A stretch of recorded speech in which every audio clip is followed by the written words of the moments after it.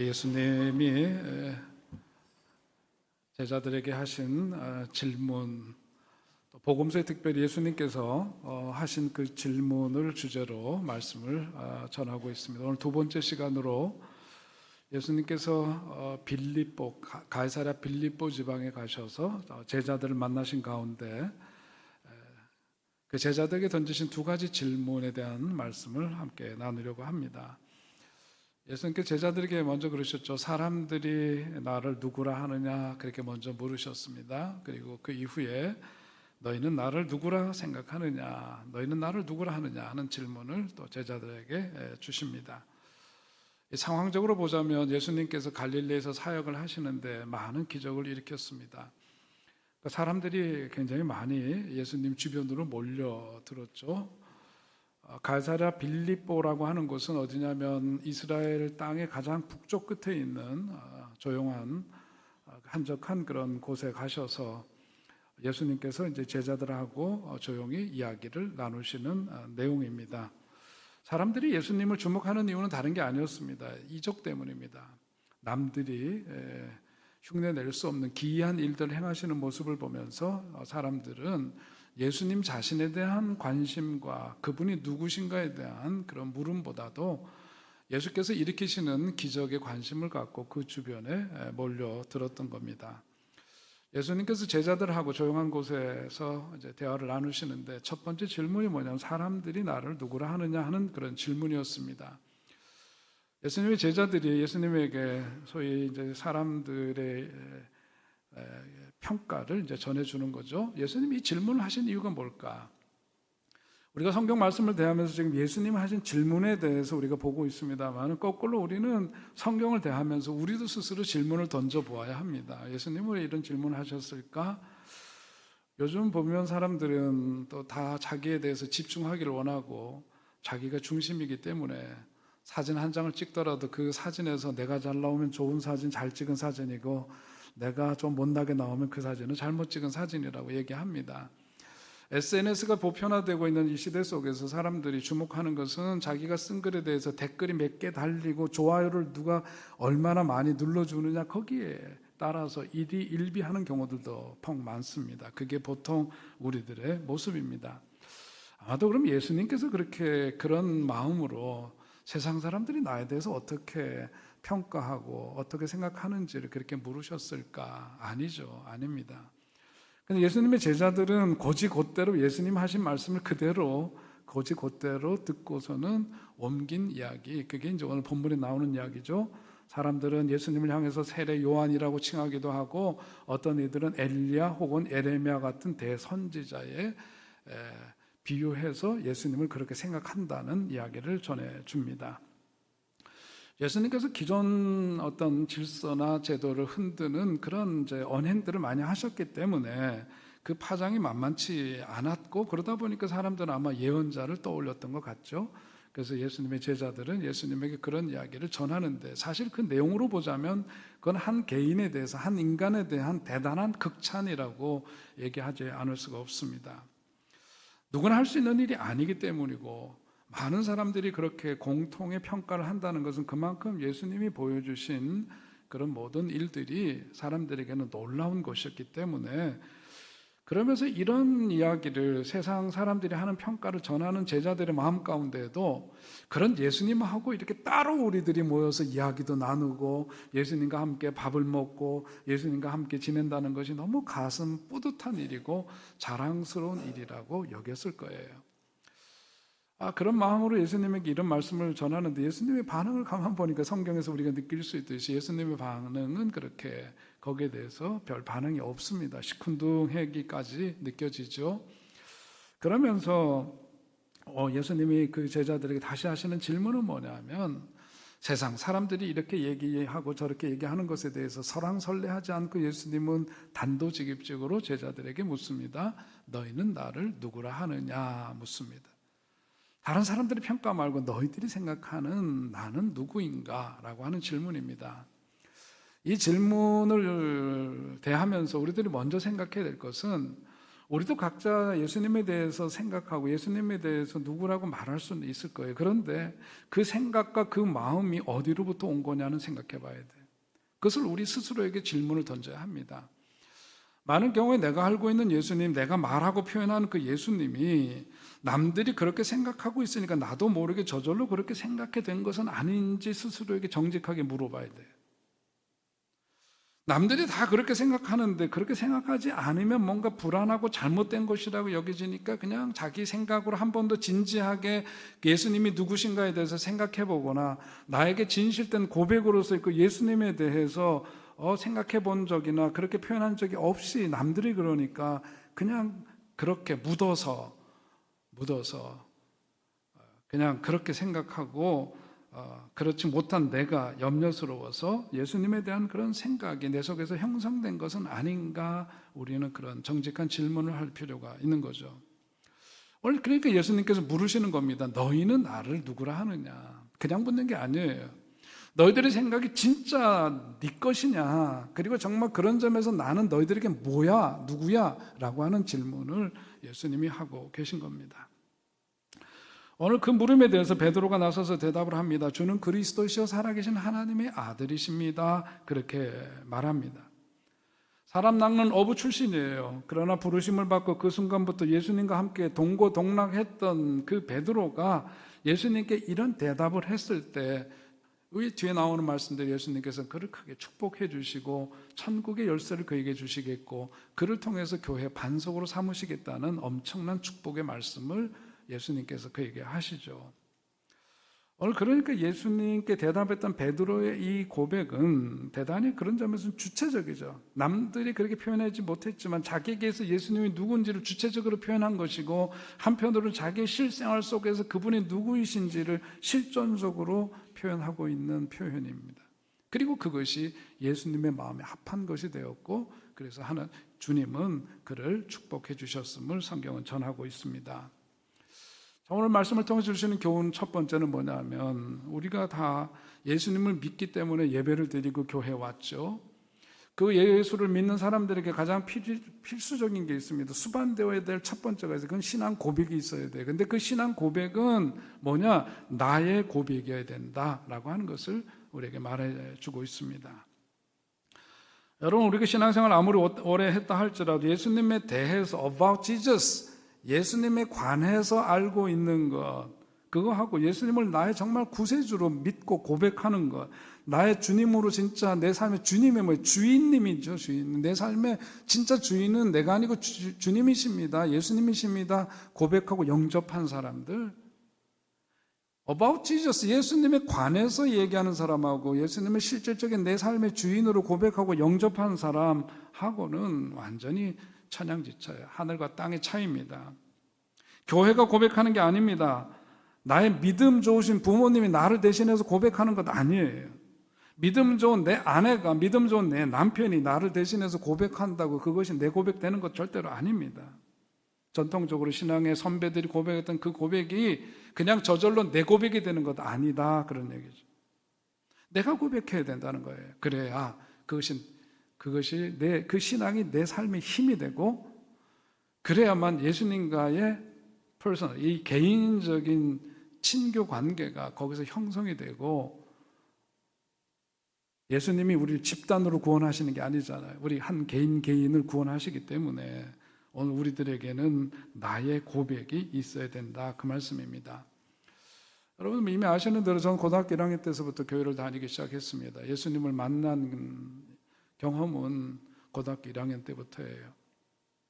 제일 부러웠던 것은 그겁니다. 가족들이 함께 교회 다니는 거 보면 너무 부러웠어요. 너무 부러웠어요.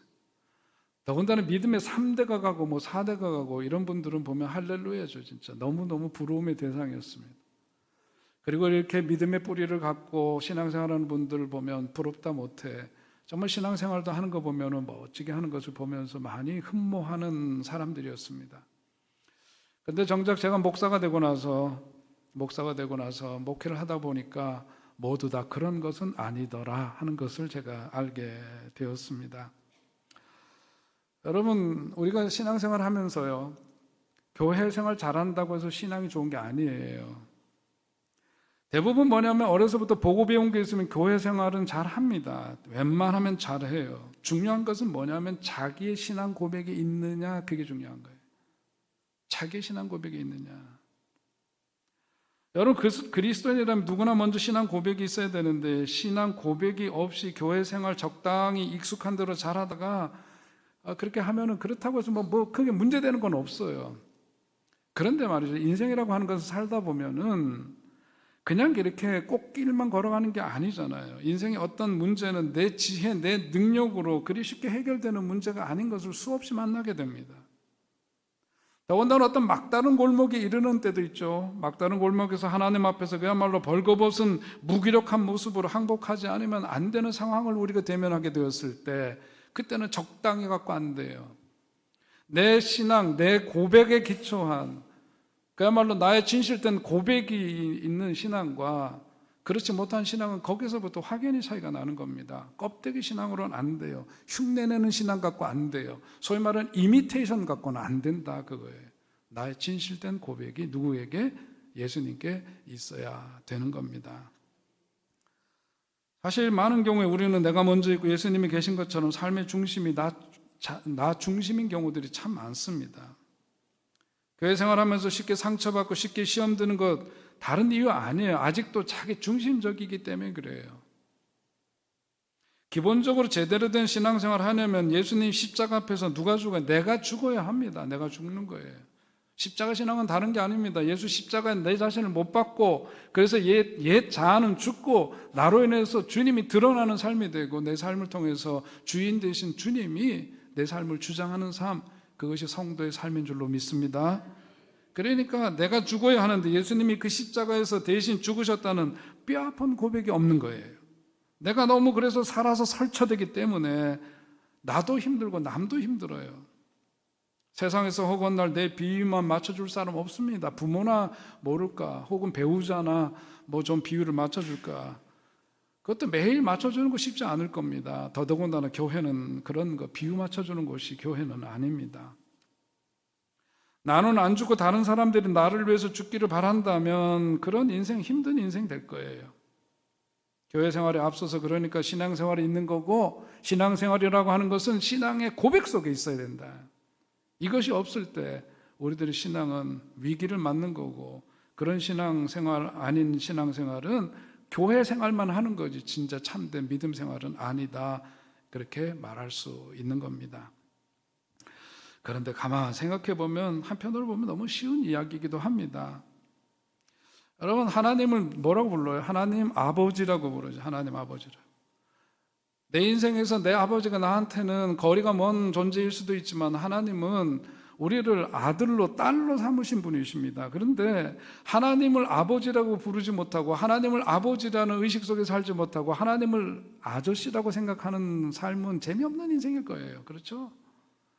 여러분 밥집에 가면 이모들이 하도 좋으니까 밥집에 가서 밥 달라고 그래도 이모 밥 주세요. 그리고 반찬 주세요. 이모 찾는데 이모가 아무리 좋아도 어머니만은 못한 거예요. 동의가 안 되시나요, 여러분? 네? 여러분 이모가 아무리 좋아도 어머니만큼은 아닌 거예요. 하나님과의 관계도 마찬가지입니다. 예수님이 나의 영원한 주인이신 것과 아직도 내가 내 인생의 주인이고 예수님은 가끔 내가 필요할 때만 찾는 선배나 뭐 착한 선배나 친척 아저씨쯤으로 여기면 그 신앙생활 재미없어요. 주님이 주신 은혜 속에서 살아가는 기쁨을 누리지 못합니다. 20세기 가장 위대한 신학자로 인정받는 분은 칼 바르트입니다. 누구도 부인할 수 없는 위대한 신학자입니다. 기자가 그분에게 물었죠. 당신의 신학과 사상을 지탱해 준 가장 큰 진리가 무엇입니까? 그렇게 물었습니다.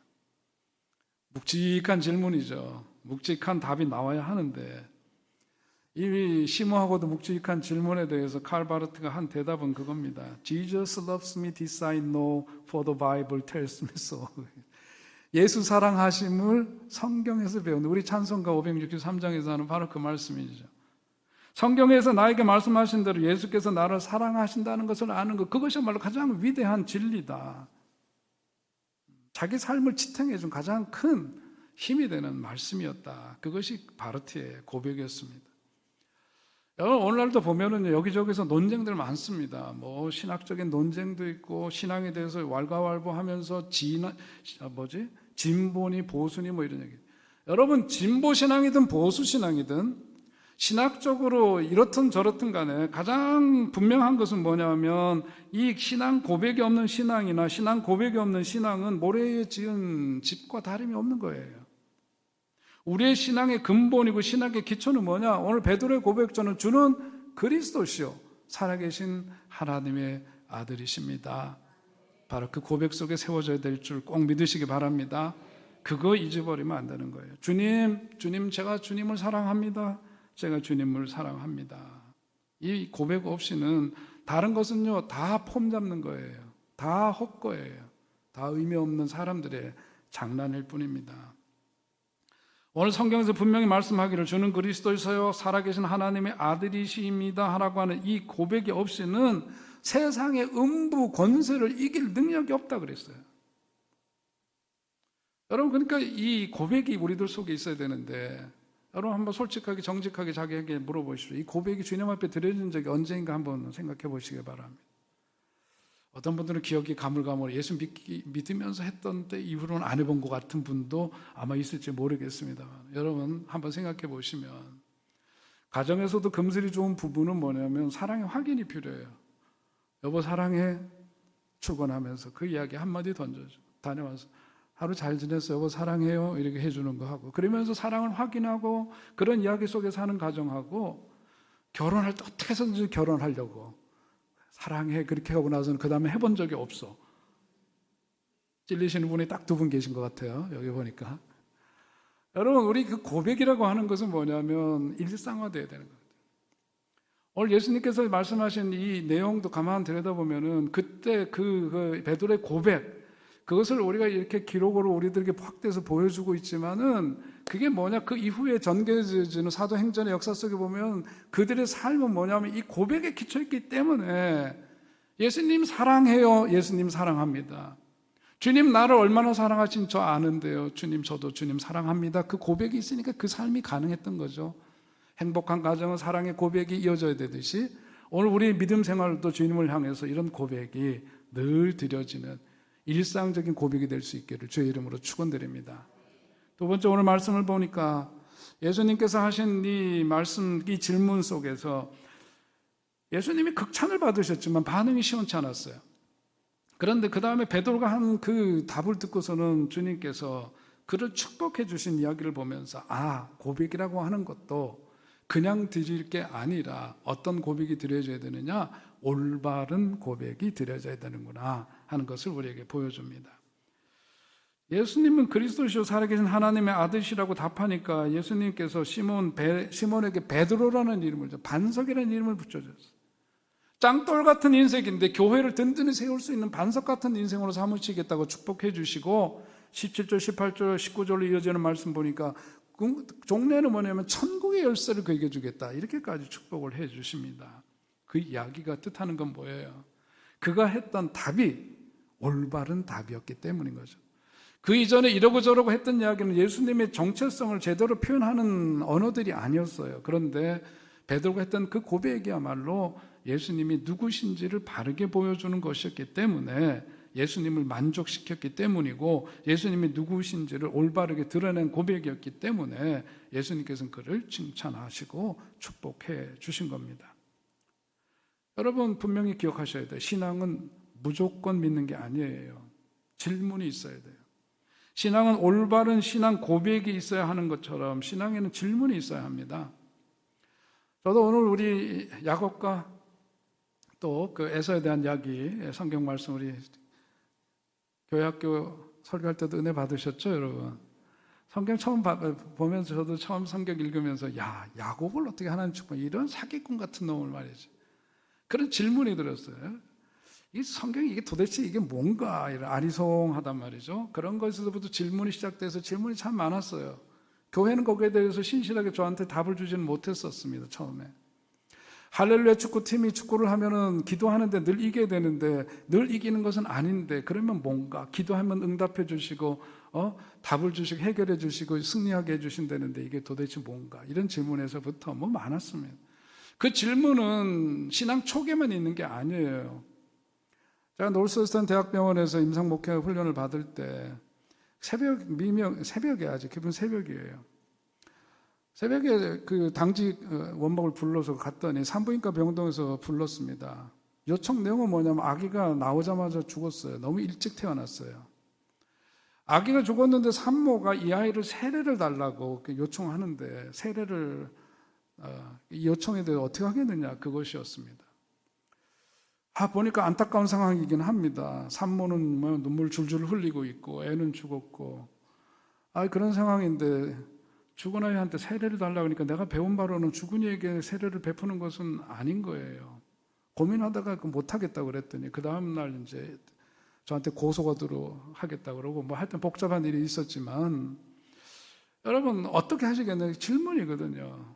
우리가 주어진 상황 속에서 이런 상황 저런 상황 속에 만났을 때 우리는 어떻게 될 거냐, 그런 질문이 우리 속에 있을 때 신앙은 내면화되고 그 신앙은 힘을 갖게 되는 거고 주님의 거룩하신 뜻이 우리의 삶을 통해서 이루어지는 것을 여러분들이 경험하게 될 줄로 믿습니다. 신앙은 올바른 신앙 고백이 있어야 돼요. 그러기 위해서 질문이 필요합니다. 오늘 다른 것 아니라 오늘 본문 말씀에서 보여주는 것은 너는 나에 대해서 어떻게 알고 있느냐에 대해서 베드로의 그 바른 대답, 바른 신앙 속에 하나님은 뭐냐면 교회를 세우시는데 그 교회라고 하는 것이 그냥 그야말로 아무 데서나 세우는 게 아니에요. 올바른 신앙에 기초한 곳에서 주님께서는 교회를 세우시겠다고 말씀하고 있는 겁니다.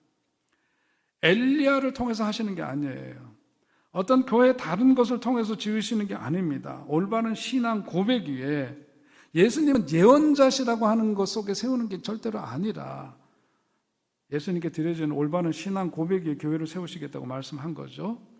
오늘 우리도 신앙생활을 하면서 남들이 하는 식대로 그냥 따라다니지 아니하고 남들이 이렇게 생각한다고 해서 그냥 따라가지 아니하고 우리는 그것이 과연 올바른 신앙인가, 올바른 믿음인가, 주님께서 말씀하신 것에서 어긋남이 없는지를 우리가 묻고 올바른 신앙에 기초한 믿음 생활하는 여러분 되시기를 주의 이름으로 축원드립니다. 끝으로 오늘 말씀 보니까 신앙 고백 이후에 전개되어지는 삶은 그야말로 신나는 신앙생활이 우리를 기다리고 있다는 것을 알아야 합니다. 여러분 오늘 말씀에서도 보는 것처럼 베드로는 이런 이제 고백을 하고 그 이후에도 무슨 좌충우돌 하는 그런 삶이었지만은 종래는 그는 그야말로 주님이 말씀하신 대로 그를 통해서 교회가 세워지고 그러면서 그를 따랐던 많은 사람들이 그야말로 주님으로 말미암아 변화된 인생을 살아가는 것을 성경은 또한 역사는 보여주고 있습니다. 여러분 우리가 신앙 개인적으로도 보자면은요. 연애를 해보신 적들이 있으실까요? 그죠? 연애를 할 때 어떻습니까? 연애를 하면서 이제나 저제나 뭔가 이제 사랑 고백을 해야 되는데 이럴까 저럴까 뭐 언제 틈을 봐서 그랬다. 왜 그러죠? 거절당할까 봐. 거절당하면 어떻게 되나 그런 염려가 되니까 그런 것에 대해서 망설이고 그럽니다. 그런데 정말 나의 사랑한다는 고백이 상대방에게 받아들여질 때 그때 이후로는 그야말로 천국 같은 기쁨이 따르는 거고 그것이 거절당하면 어떻게 해요? 완전히 나락으로 떨어진 것 같은 그런 삶을 살게 되고 그러는 거죠. 오늘 예수님께서는 기다리신 거예요. 우리들의 고백을 기다리십니다. 주님 사랑합니다. 주님만이 내 삶의 참된 주님이십니다. 고백하기를 원하시는 거죠. 그러고 난 이후의 삶은 달라지는 거예요. 저도 생각해 보면 before Jesus, 예수님 만나기 이전에 나와 예수님 만난 이후의 삶은 너무 달라요. 예수님 만나고 나니까 뭐가 달라졌나요? 예수님 약속하셨어요. 예수님 믿으면 어떻게 된대요? 구원받고 천국 간다 그랬습니다. 오늘 유족들도 이 자리에 함께 예배드리고 계시지만 사랑하는 아버지를, 사랑하는 할아버지를, 사랑하는 남편을, 사랑하는 때로는 아내를, 여러분 이 땅에서 살다가 그렇게 헤어지거나 얼마나 허무한 인생입니까? 그런데 만남에 대한 분명한 약속을 주시죠. 그것도 주님 안에서 천국의 기쁨을 누리고 영원한 복락을 누리고 주님 주신 예비하신 상급을 받고 주님과 더불어 영원한 생명을 길이 누리리라. 믿으십니까 여러분? 예수님 믿음으로 주어지는 축복이고 그런 확신 속에 사니까 다르죠. 달라요. 많은 인생들이 어디서 와서 어디로 가는지를 모르니까 불안합니다. 죽음에 대한 엄청난 두려움과 공포를 갖고 살아가는 것이 현실이에요. 그런 믿음의 사람들은 언제 주님 부르시더라도 이 땅에서 삶도 주님께는 영광이요 죽어서도 주님께 영광이 되는 삶이 바로 성도의 삶인 줄로 믿습니다. 죽음에 대한 두려움을 떨쳐버리고 사는 그런 축복을 주시는 거죠. 임마누엘의 확신을 주십니다. 예수님 믿고 나니까 주님께서 항상 우리와 동행하신다는 약속입니다. 내가 어떤 어려운 상황 속에 처해 있을지라도 어디서든지 내 손 놓치지 않고 주님께서 나와 동행하신다는 임마누엘의 그런 축복을 주시고, 주님 앞에 믿음으로 구할 때 예수의 이름으로 구하면은 응답 주신다는 기도 확신에 대한, 응답에 대한 그런 축복을 또한 주십니다. 나 같은 하찮은 존재로 여겨지는 나 같은 존재도, 죄인인 나도 주님께서 구속하셔서 자녀 삼아 주시니까 이 세상에서 하나님의 나라를 이루는 거룩한 일에도 쓰임받고 주님의 몸된 교회 일꾼으로도 쓰임받는 이런 축복, 이것이 얼마나 귀하고도 놀라운 은혜의 축복인가. 그것이 예수님을 만나게 되고 예수님에 대한 신앙 고백 이후에 우리가 누릴 수 있는 축복입니다. 여러분, 많은 경우에 그렇습니다만은 제가 임종을 많이 지켜도 보고 또 장례식도 많이 집례를 해보았습니다만은 제가 이제 경우들이 참 많습니다만은 세상 떠날 때 되면은요, 세상 떠날 때 되면은 다 주님 많은 경우 찾으면서, 제가 기억나는 한 분은 아주 그 백화점을 지으신 분인데, 아주 그 백화점을 짓는데 재래시장 상인들하고 아주 공경스러운 시간을 보내고 어려움을 많이 겪으셨어요.